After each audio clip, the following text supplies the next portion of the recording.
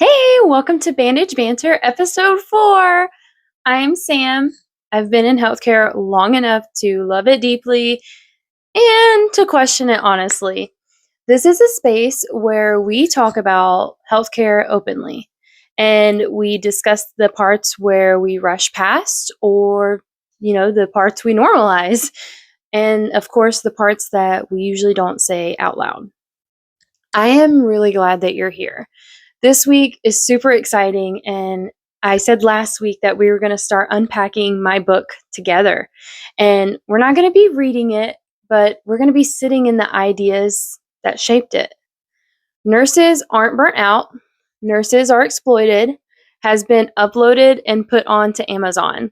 It's uploaded, it's ready, it's just in the working back phase of Amazon. So I'm waiting for the green check mark, and I'm hoping that that will be tomorrow because that's when I've said it will launch.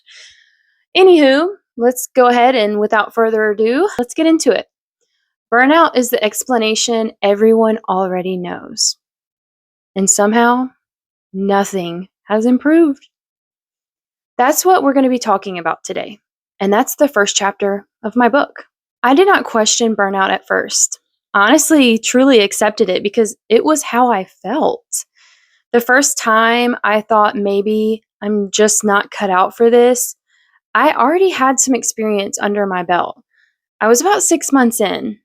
I was working overtime. I was picking up nights, working some additional days, so kind of like a rotating schedule, because I was trying to be part of the team that I was trying to help. And no matter how much work I put in, it never felt like enough. And it wasn't just me putting in the work, all my other teammates were as well. No one pulled me aside and said, "Sam, you have to stop." We were all kind of just drowning together, in all honesty. I gained about 40 pounds my first year of nursing. My coworkers noticed, but no one really sat me down to ask, like, "Sam, how are you doing?" And quite honestly, I was exhausted. I was giving everything that I had to my patients and trying to stay compliant at work. And I was so proud of that, but deep down inside, I was truly so tired. I remember looking around at nurses who'd been doing this bedside for 30, 40 years, thinking, how in the world did they do this for that many decades? Years on years on years. For a long time, burnout felt like the only reasonable explanation for how I was feeling, for how tired I was. I mean, my patience was getting shorter, especially outside of work. And those decisions that you make on a daily basis just started feeling heavier and heavier. And that makes sense in nursing, right? Because all we do for 12 hours is reprioritize. I wasn't making errors. My charts were complete for patient care and my own safety, but maybe not always to the hospital's liking. But ultimately, my patients were cared for, and they were cared for well. But I remember almost every night or every day just driving home with this nagging feeling that I'd rushed past something really important and realizing I'd done that all day. And I couldn't name what it was exactly, but burnout gave me somewhere to put those feelings and to just shove things onto. I mean, it's said that it's normal, that the work that we do in healthcare is a caring profession. So that's what's going to happen. You're going to get burnt out. My coworkers agreed. My manager agreed.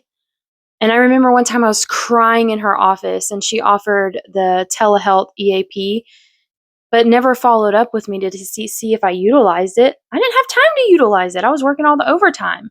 I was crying in her office telling her 6 patients was too much for me, and I was gaslit while other places do 7 or 8.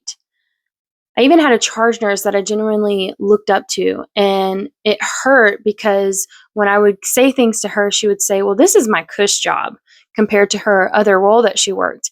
And I didn't realize it then, but being charged isn't the same kind of exhaustion as bedside.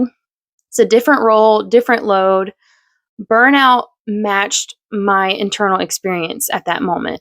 And so it felt like the truest comfortable thing that I could compare it to. And what made me start realizing burnout wasn't a breaking point was the repetition. So the same pressures showed up everywhere. Different units, different roles, different systems, but guess what? The same compression. I mean, you go from having all these like overlapping things, for example, discharges and admissions, and you get ED holds that have been waiting for an open bed that was not even a discharged patient yet. And the minute that discharge order drops, your timer, it's started. You end up getting possibly 2 discharges with 2 admissions back to back. And if you have someone that is your poor advocacy as a charge nurse or even the bed coordinator, that is seriously very, very tough. There's no catching up in that. And then you're dealing with the interruptions during charting, whereas if someone sees you sitting, you must be available, whether it's another nurse, a CNA, a provider, a patient, or a patient's family. In the middle of that, you might get a phone call from lab, PT, OT, speech, wound care. Charting becomes like a myth, but it's like 60% of our job, in all honesty. And then there's this one more task stacking. So, oh, let me just do this one thing. Oh, I just have one thing to do and I promise I'll take care of that. It adds up so fast. It's like when you walk into Dollar Tree, well, I guess the old Dollar Tree, but before you know it, you've realized you've spent $50 while you're checking out and you're like, how? And it's like you feel confident, but you're still behind, or you feel competent, but you're still behind. You know your role, you know what good care looks like, but no matter what you want to bring to your patients, you want them to feel safe, you want them to feel seen. So even though you have all these things and you're competent and you're doing the things that they need, you sacrifice yourself because you try where you do everything bare minimum just to see if you can catch up, and you can't, because when you walk into a shift, most of the time you are already behind. The moment the clock hits 7:01, I mean, you clock in at 7 and you're expected to know everything from labs, orders, history, and then you're passing meds to 6 people by 9, which technically you start at 8 if you can shove all the information you need in before then. What made me question burnout wasn't intensity, it was consistency. Even when I moved to the endoscopy center, a total different pace from bedside, the compression was still there. Different rhythm, wonderful, wonderful people, but it was still not what I thought it would be. So I started travel nursing, and then I started to see it everywhere.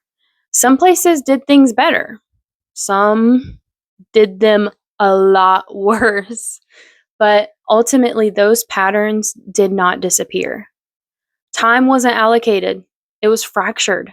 Time was interrupted, it was reassigned, redirected mid task. And the more I tried to manage my time better, the more it felt like I was compensating for something that wasn't mine to actually fix. I started noticing the strain always showed up after the system had already tightened. And this is where I want to talk to you about something we don't name enough in healthcare. It's a tough one to swallow, too. Ego. And the reason I'm bringing that up is because it took me 7 years of bedside nursing to step away. And I didn't leave because I stopped caring. I have left because I cared too much. Leaving bedside was one of the hardest decisions I've ever made for my mental health and my well-being. And honestly, it still feels like an ego death. I worked so hard to become a nurse. I dreamed about it. So stepping away has made me feel like a quitter. And I personally do not like quitting.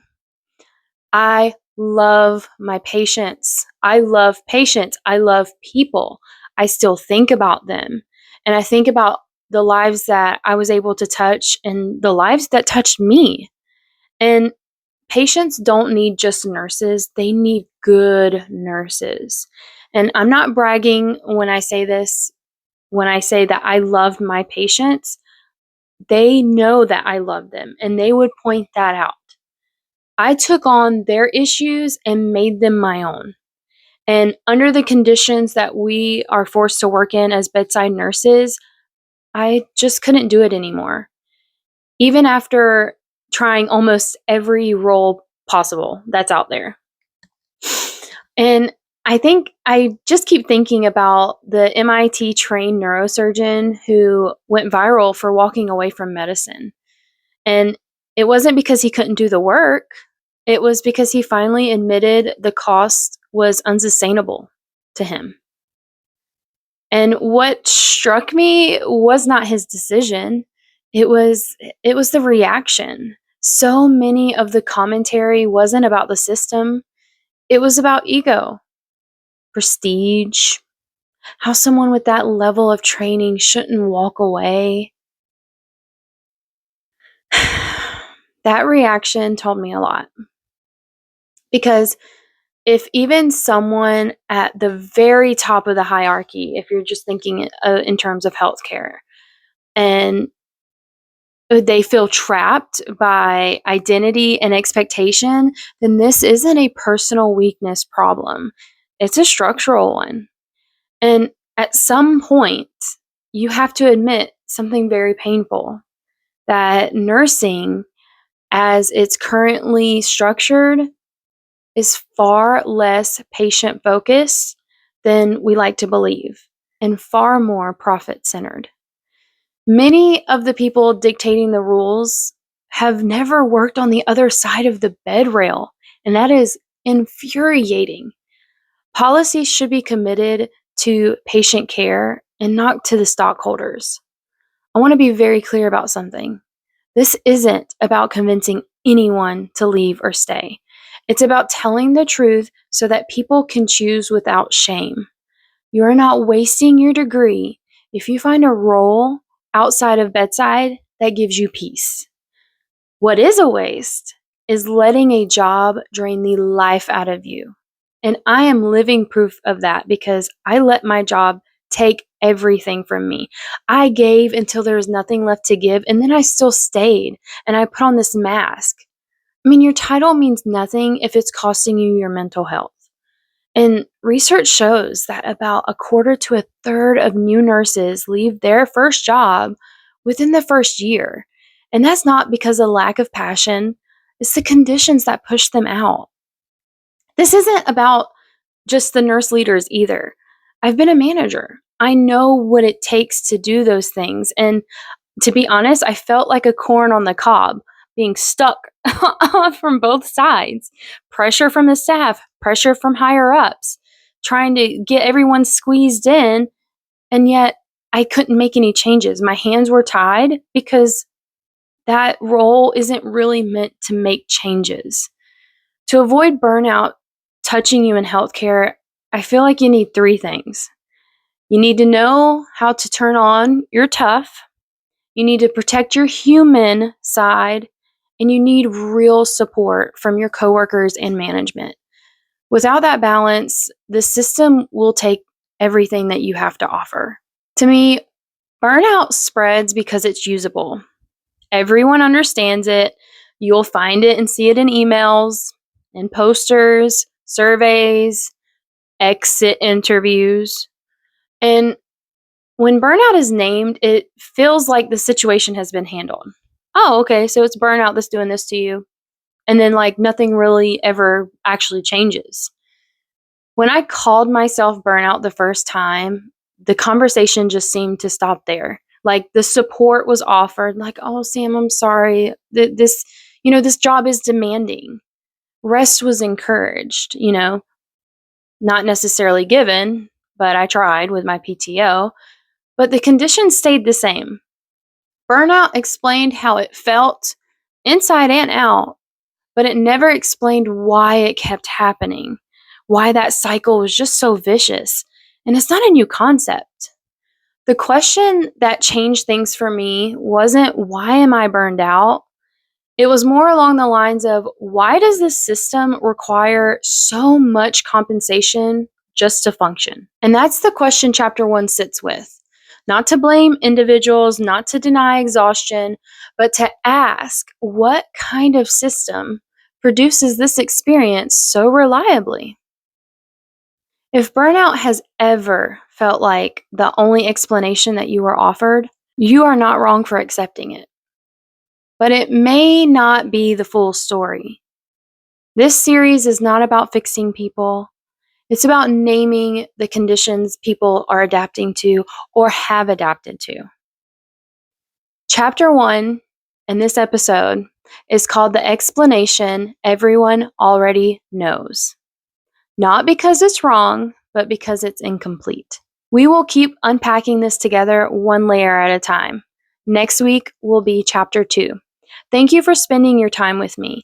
I hope this helped you notice something that you've been carrying and realize it wasn't just you. Thank you so much for tuning into Bandage Banter. I really enjoyed our time together, and I hope it felt like time well spent.